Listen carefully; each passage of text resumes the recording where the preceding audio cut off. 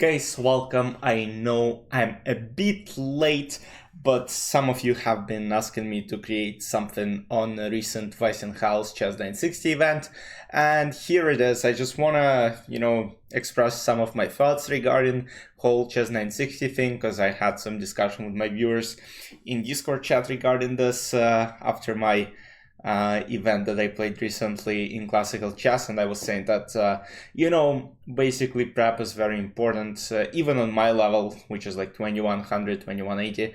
And this is where chess 960 comes in, where there is no theory, there is no kind of similar patterns. It's just absolutely insane chess format, and top level grandmasters play this event. They are organizing more open events. As far as I heard, there will be one in Germany, in Grenke, which is being hosted each year in Germany in around April. So it's going to be fun to watch. But this specific tournament in Weissenhaus was absolutely insane. Like, I watched recaps, I watched like the whole event. Let me know if you watched it, because I think it was pretty awesome. So first there was round robin stage. Players played rapid games against each other, round system, right? And based on the round robin standings, first four players could pick the players for their quarterfinals. And Alireza ended up winning the round robin, and he chose Vincent. Magnus came fourth, and there was an interesting story, as Yavahir Sindarov, who finished second, instead of, picking, let's say, Gukesh or Nadirbek, he chose Hikaru. And, then Magnus Nadirbek and Fabi picked Guki, and this is where the quarterfinals began. Quite interesting story, right? Vincent Keymer was picked the first one. It's like here, you're being picked first, as it's like, it's beneficial, right? I was playing, sometimes, I'm not sure if you played soccer, outside with your friends, but if you're being picked last, it always means you are the most terrible, basically soccer player that exists, right? And this is where, for Alireza, he picked Vincent. Because, of course, there are no losers. Like, all these people are top grandmasters, and it's very hard. Then Magnus, chose Nadirbek. And those two quarterfinals were meant to, to go through and meet in the semifinals. And Vincent, as opposed to probably many people thinking that Vincent's gonna lose, Vincent actually ended up winning the game and winning the match. Magnus won against Nadirbek. Yavahir beat Hikaru Nakamura, and Fabi won two classical games against Gukesh. In the semifinals, we had not quite the most exciting matchup between Vincent and Magnus. Vincent ended up winning. He had an absolutely great game, which he won. And then Fabi beat Yavahir in tie breaks. And then we had match for the third place and match for the first place, and both Magnus won both games, but after this insane tiebreak in the final, Fabi had no energy, and this is where Vincent was able to use it. Let's see the decisive game, the only decisive game in the final match, and the game that costed Fabi the Weissenhaus Grand Slam title. So let's analyze it. Very interesting, very exciting. Let me adjust the board. We have the starting position. Bishop on a1, which is kind of hard to deal with. Bishop f1, and I'm not sure. I think Vincent in press conference, he discussed that basically h7 square is very weak, and of course h2 as well. And it's very hard to play freestyle chess. Like, you gotta understand what you're doing from the beginning, and one wrong move can cost you a game.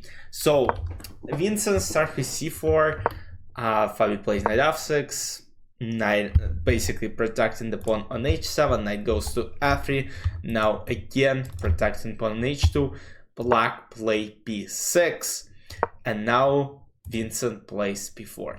So even in freestyle chess, you know, the main principles kind of work. Like you gotta control the center, you gotta kind of, you know, kind of similar things, but of course in a different order. So here after b4, there are always ideas of some maybe knight d5, or let's say if this pawn moves bishop e5, and that's exactly what happens, because after c5, Vincent immediately plays bishop e5, attacking the queen on b8.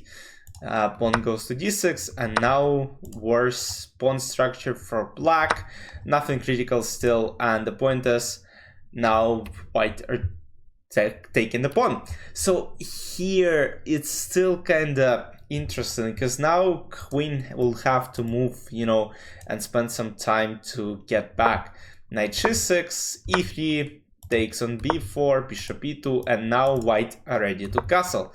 Rook c5, and the idea is to not let this queen get back. Of course it can go through h3, doesn't really matter. Knight goes to g3, queen c7, and now d4, trying to chase the rook away. Rook a5, attacking pawn on a2. Vincent simply responds with rook c2, bishop c6, threatening bishop a4. Now, you know, white gotta be very precise. They play castle. Castle is another exciting rule in chess 960, and look, for many of you, I actually suggest trying this format. It's a lot of fun. You know, it's you don't have to memorize any theory, nothing like that, just maybe some positional understanding, that's it. And that's where like my argument is building. Like, you know, I played this event, and it's just like, you'll see the recaps coming next week. It's just stuff, like, you know, it really matters what you play, how you play it, even like on my, let's say, amateur level, which is like, it's a bit disappointing. Like I just can't play nonsense and, you know, hope that I'll win. I have to memorize a lot of stuff, and man, I'm old. Like, come on, people. Rook a3, h4, bishop a4, rook c1, a5, and basically, you know, it just looks weird. Like, potentially black want to go for long castle. By the way, how do black long castle here? Like, it's just like, you know, I saw the recaps, I saw the games, but I've never caught players to a castle, let's say in the following position, let's say instead of a5. Like, how do I castle? Wait, this, wait, or how do I castle?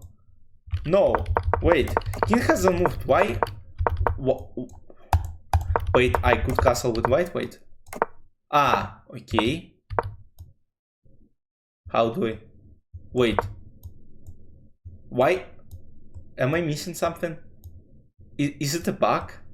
Like, oh, I'm so dumb. I'm so dumb. So basically, yeah, this rook is from this side, so man, I don't know the rules. Yeah, exactly. Like, basically, black can only short castle. Guys, recording this in the evening. Apologies, can't speak well. Alright, h5, knight d7, d5, and knight jumps to d4, and maybe knight f5 potentially. Knight d4, rook a1, trying to trade h6, and position just simply collapses. Bishop h5. So I think around this moment, takes, bishop d3. I think Vincent just had simple bishop f7 because rook is trapped. He played queen d3, which is not bad. And again, oh, here he had bishop f7. Yeah, the easier way. He played rook b1. I think he in press conference he was like, all right, I don't know why I didn't play bishop f7, but it is a much easier win. Knight c8, knight f1, takes, queen c7, knight d3. Even top gems have, you know, these blind spots. Queen b7, bishop f3, f5, queen f5, bishop g7, queen f4, rook c6, this is coming. And after rook d6, knight d7, rook a6, Fabi admitted he's lost in the second game, you know, very calm draw. And Vincent Keymer is the winner of the first Grand Slam Freestyle Chess Grand Slam in Weissenhaus. As far as I'm concerned, the next event is going to be in Paris. And there is a special guest there, which is who is Hound Smoke Niemann, who was invited by Jan Butner himself, who didn't even ask Magnus Carlsen. So it's gonna be fun, especially if they play each other. They will play at least one game in round robin. If of course Magnus decides not to play this event, but we never know with this Norwegian Viking. So let's see if he plays it. I'm not sure when it's being held or like approximate date, so you can let me know in the comments, because I have no idea, honestly. That's it. Let me know any thoughts. Vincent Keymer is the winner of the first Grand Slam. I mean, great job by the youngster. Defeated Magnus, Fabi, and Ali Reza. Man, crazy guy, crazy German. I mean, that's probably like, I'm not sure if Germany had like, all right, I mean, back in, of course, in last century they had great players, but they had no one come close to this level in last, let's say, 20 years, I believe. So Vincent is on the rise. Vincent is on a mission. So it's gonna be interesting to see where he plays next, when he plays next. Hope you enjoyed. See you in the next videos. Watch the recaps this coming week. Will be very exciting for you. See you soon. Bye bye.